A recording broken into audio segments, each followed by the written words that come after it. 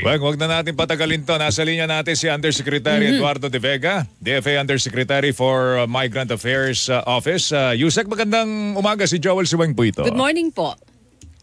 Good morning, magandang umaga. Opo, ano pinakahuling development po sa South Korea batay po sa monitoring na ginagawa po ng DFA? Opo, tumutol yung Parliament sa declaration ni President Yoon ng martial law. Opo. Ngayon, alam sa batas ng South Korea, kung i-reject ng Parliament, obligated yung President. Kaya a few hours ago, obligated siyang i-revoke. I-revoke na yung martial law. Ni-revoke na po ba? Officially na po yun kasi ang latest kanina na balita parang he was waiting for a quorum ng kanyang cabinet.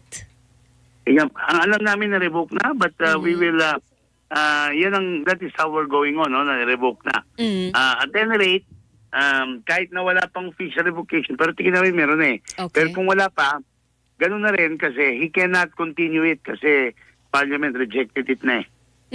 Ano pong epekto nito, Yusek De Vega, doon sa una muna sa mga Filipinos po na nandoon sa South Korea ngayon? Although lifted na, pero nandoon pa rin yung political tension and all.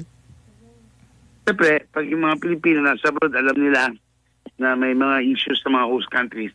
Alam nyo, sanay mga kababayan natin, mag-a-adjust yan. Pinaiwan na sila ng embassy kagabi pa lang just to stay calm at sumunod sa mga local advisories. So, kalmado naman mga Pilipino, no?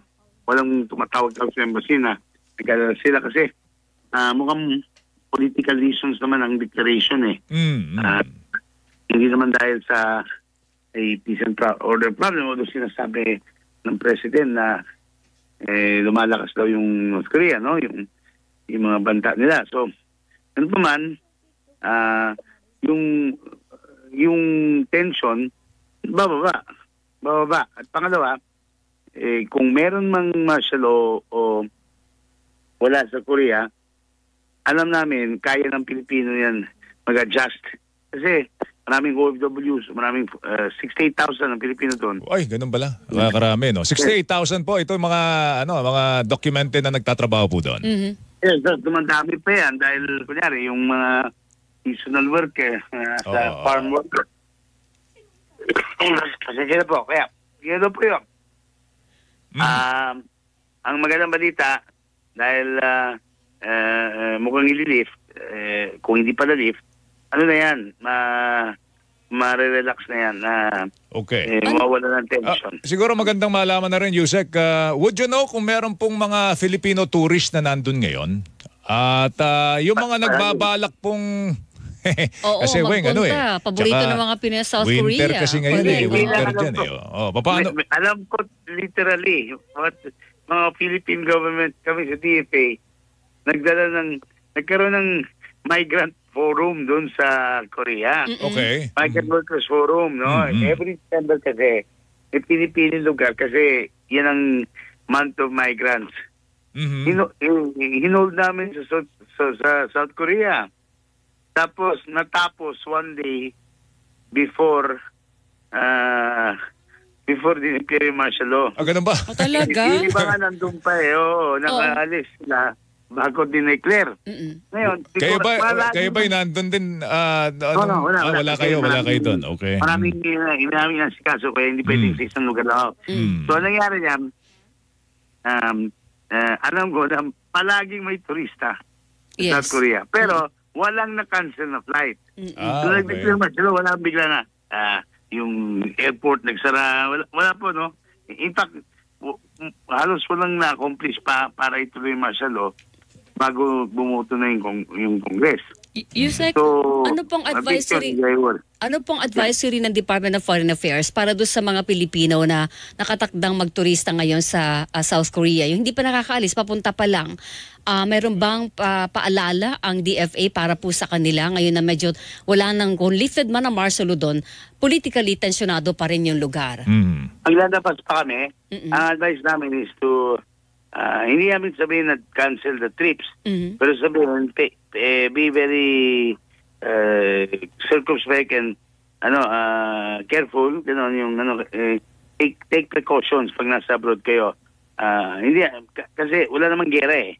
Importante, no? So yun ang advice namin. Lalabas yan na for those traveling na take extra precaution kung itutuloy nila yung trip nila. Don't they I'm intend sure to... mga Pilipinos will cancel. Ha? May mga Pilipino magka-cancel yan. Pero ano, may ilalabas kayong official Advisory. Yun ang plano namin. Okay. Okay. Yusek, last na lang, diplomatically wala namang epekto to sa relasyon o magkakaroon ng gipitan halimbawa sa relasyon ng South Korea sa Pilipinas at kayo po ng mga diplomatic mission natin doon, hindi kayo maapektuhan pagkilos ninyo at inyo po mga plano at programa. Tuloy po yan. In fact, Philippines, Korea, marami tayong, may celebration tayo ng anniversary ng relations natin. Ngayon, by the way, ang ambassador natin doon yung aking may bahay, aking ganun ba? Talaga? Oo. Di ba kayo nababahala? Oo. Tatawagan kayo ni Miko mamaya. Tapang yun, baka mas matapang ko rin. Talaga. Okay naman daw po siya doon. Wala po silang problema, Yusek, ang inyo may bahay. Wala kasi kagabi daw, sabi, parang lahat ng tao confused eh. Parang, ano ba, ano nangyari na? Parang, kung maalala nyo sa Pilipinas, naalala ko pa bata ko nung Dr. martial law. Or mas naalala ko siyempre yung 80s, 90s, yung mga yung mga ku-attend, sabi na ko, naramdaman mo yung tension kasi may mga sandalo. Opo. Wala raw ganun eh. Doon wala daw. Hindi naman daw talagang, okay. Parang biglang-bigla. Tapos biglang may balita na isususpenda na, no? So it may be an internal political maneuver or yung ano ba yung one-upmanship Correct. kasi pati yung party ayaw yun eh. Ayaw Correct. yung move nun eh. Opo. So we'll update you pero yun nga yung maganda yung advisory para sa mga Pilipino magta-travel, no? Natural, wala pa kaming gagawin na magtrabaho doon. Hindi. Opo. Hindi delikadong lugar ang Korea. Okay. So, Good. yung mga gusto pumunta doon, ha? Okay po. Salamat po. Salamat. Yusek, thank you. Ingat po. Thank you po, ha. Si Thank you. Undersecretary Eduardo De Vega.